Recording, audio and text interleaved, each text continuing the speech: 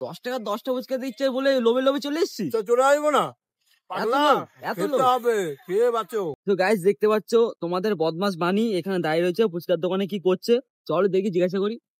আরে দাদা, তুই ফুচকার দোকানে কি করছিস দাঁড়িয়ে আরে থেকে?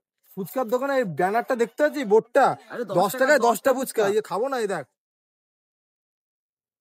তাও 10 টাকা 10টা ফুচকা দিচ্ছে বলে লোভে লোভে চলে এসছি। তো চলে আসবো না, এত খেতে লোভ। হবে, খেয়ে বাঁচো।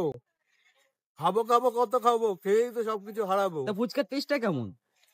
একদম সেই level এর খাসা। ভাই। সবথেকে বড় কথা হলো 10 টাকায় 10টা ফুচকা দিচ্ছে ভাই।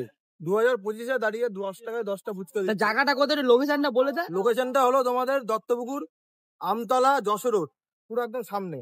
এখানে দেখতে হচ্ছে গাইস নাম্বারও দেওয়া রয়েছে, নাম্বারটা লিখে নাও বা পড়ে নাও। এখানে বাপিদা দেখতে পাচ্ছ একদম খাসা দিয়ে একদম ফুচকা খাচ্ছে, ঠিক আছে। শুধু এই না, দই ফুচকাও পাওয়া যায় এখানে, পাপড়ি চাটও আছে। দেখতে পাচ্ছ এখানে অনেক কিছু আছে।